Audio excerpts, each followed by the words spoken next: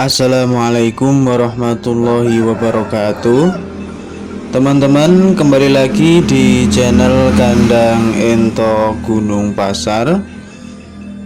Pada video kali ini kita akan berbincang mengenai lebih baik mana antara pembibitan atau pembesaran. Jika kita berbicara tentang baik atau tidaknya, itu sebenarnya bersifat relatif. Model ternak entok, misal pembesaran, saya rasa ini lebih cocok bagi teman-teman yang pemula seperti saya ini. Dan juga ketika awal mau ngebangun ternak entok ini, kita masih di satu pekerjaan yang lain, itu sistem pembesaran itu tidak terlalu memakan istilahnya banyak waktu. Misal kita masih punya pekerjaan yang utama dan kita mau mencoba untuk selingan itu beternak entok. Lah itu sebagai pemula, itu berdasar pengalaman saya pribadi, itu lebih baik pembesaran dulu. Misal kita beli indukan 4 ekor, 1 jantan dan 3 betina, misal seperti itu. Nah, nanti untuk kedepannya setelah 8 atau 9 bulan itu baru kita lihat hasilnya. Misal si indukan ini sudah kawin dan bertelur, nanti itu bisa jadi bahan pengalaman seperti apa rasanya beternak entok. Otomatis di situ kita sudah menjadi istilahnya memproduksi bibit sendiri, artinya kita sudah mengalami pada fase pembibitan. Lah, misal kita punya lebih banyak waktu luang, bisa dicoba itu langsung pada metode pembibitan. Jadi kita beli bibit DOE itu misalkan 20 ekor dulu atau 30 ekor, itu pastinya kita akan memberi perhatian yang lebih, mulai dari pakan, tempat, dan juga penghangat atau penerangan di dalam box atau kandang yang kecil. Otomatis itu juga akan memakan sedikit atau mungkin lebih banyak waktunya. Jadi saya rasa juga kurang efisien bagi teman-teman yang masih ajaran, masih pemula, dan juga punya kesibukan yang lain. Kalau berbicara keuntungan, itu untung mana? Sistem pembibitan atau pembesaran? Nah, ini bagi teman-teman yang mau kerja sampingan beternak entok itu ya jangan buru-buru berpikir tentang keuntungan. Bukan berarti tidak dipikirkan ya, maksudnya jangan tergesa-gesa, terlalu ambisius dalam hal keuntungan. Yang lebih utama itu kita pastikan dulu kita itu sudah mampu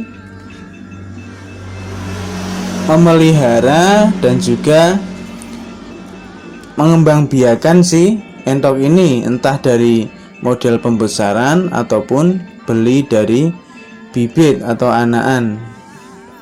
Itu saja dulu, itu istilahnya benar-benar dipikirkan, benar-benar lakukan sebisa mungkin, sebaik mungkin. Nah, nanti di tahun pertama itu, di tahun pertama misal yang dari indukan otomatis akan mengalami fase reproduksi.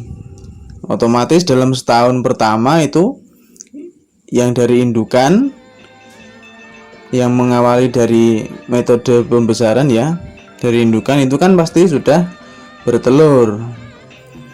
Di tahun pertama itu ya, misal katakan kita punya 3 betina, dan jikalau itu bertelur semua, katakan untuk awalan punya 10-15 butir telur, dan itu dikalikan 3 itu udah ada 45 butir. Katakan yang 5 tidak menetas dan 40 menetas. Itu saja nanti dalam tahun pertama, artinya kita punya berapa ekor entok? Itu punya 40 anakan dan 4 indukan. Artinya kita di satu kandang itu kita mempunyai 44 ekor. Itu saja kalau kita benar-benar menggeluti dan juga terus memantau sampai anakan yang 40 ini besar lagi, itu sudah bisa dipastikan di tahun kedua sudah menjadi lebih banyak.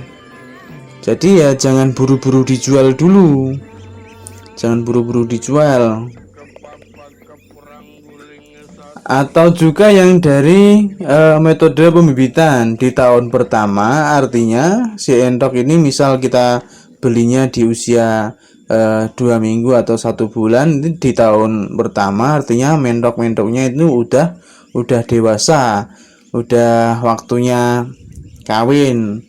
Lah, di fase tersebut itu juga entok akan berkembang biak juga. Misal kita punya 20 ekor anakan, dilalah yang 10 atau katakan 15 ekornya itu dilalah betina, yang 5 pejantan.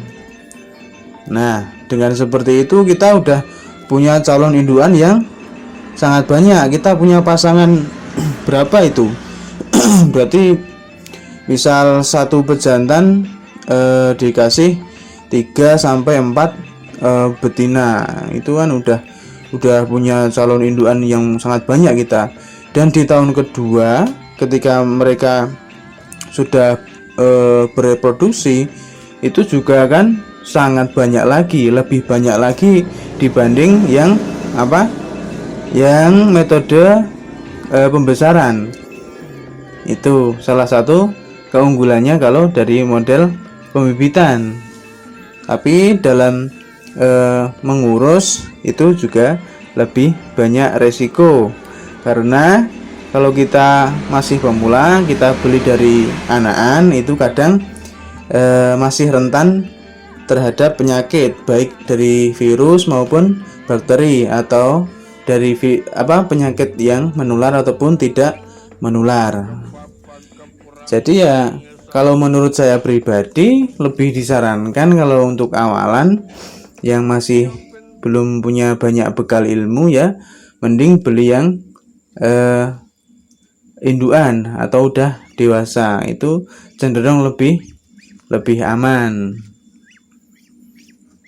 Nah, jadi seperti itu ya teman-teman. Ini sedikit pengalaman saya, bukan berarti saya menggurui atau apa, enggak. Itu sedikit pengalaman saya seperti itu. Oke, kurang lebihnya mohon maaf. Terima kasih sudah mampir menonton di channel ini. Sampai bertemu di video selanjutnya. Terima kasih. Wassalamualaikum warahmatullahi wabarakatuh.